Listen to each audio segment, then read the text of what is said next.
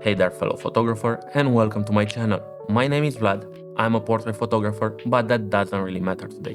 What matters is this $3 remote that I found on AliExpress. It's super cool for me because I can hide it in the palm of my hand while I'm taking self-portraits. And while that might not be that important for you, the fact that you can buy a $3 remote and trigger almost any modern camera with it, it's pretty cool. So let's talk about it. The remote is not even designed for photographers. It's designed for people who want to scroll TikTok or Instagram Reels without even touching their phones, and has this directional D-pad and an extra button underneath that you can map to simulate a tap wherever you want on your phone. It costs around $3 on AliExpress, so it's basically next to nothing, and I'm gonna have an affiliate link down below where I'm gonna make a penny or two if you decide to buy one, so again, next to nothing.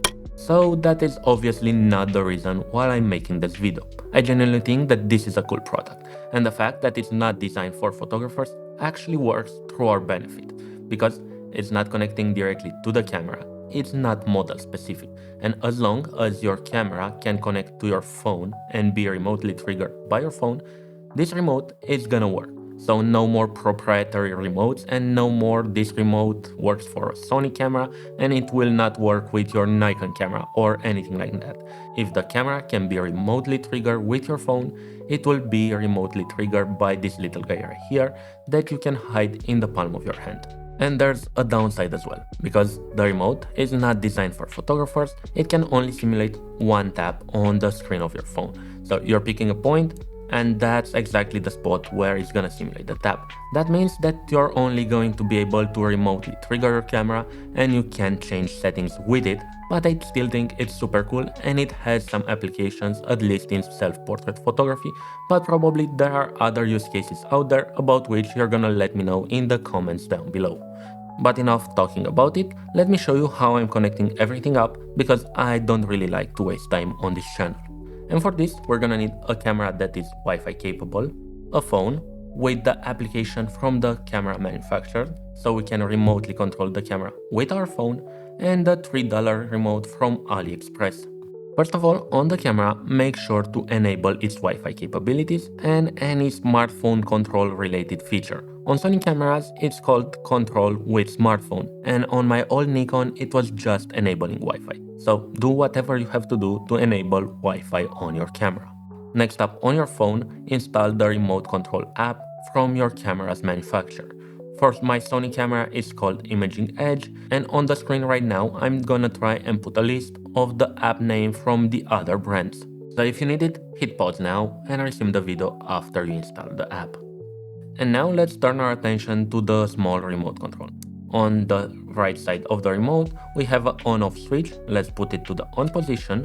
The LED will blink a few times, and now let's press and hold the shutter button, which is the one on the bottom, until the LED starts to blink. This will put the remote into pairing mode, and now we can go to our Bluetooth settings on the phone and select it from the list of nearby devices.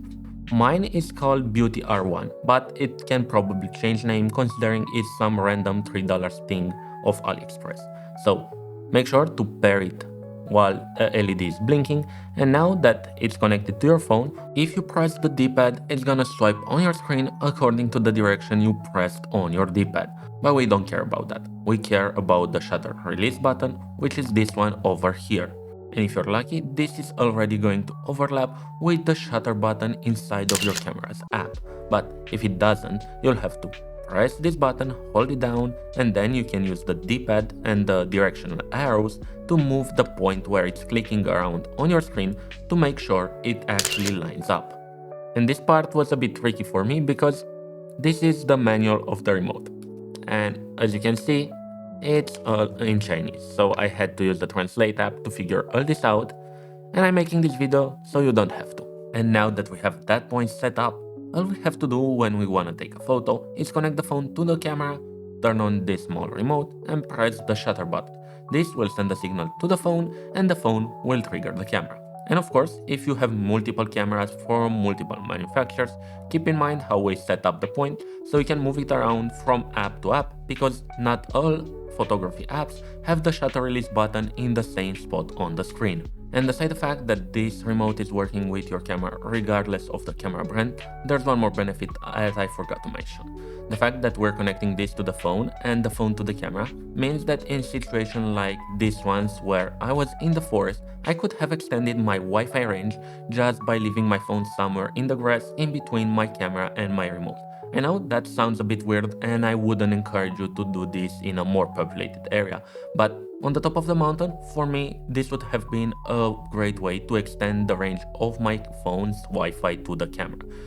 And probably if I knew about the small remote before, I wouldn't have built this Wi-Fi range extender over here that's self-powered and that's all contained into this stick. I know it's a bit of a crazy project, it's not really photography related, but it benefited me as a photographer and you can watch that video over here.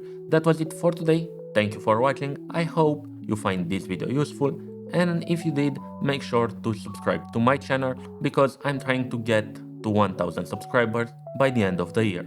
Bye!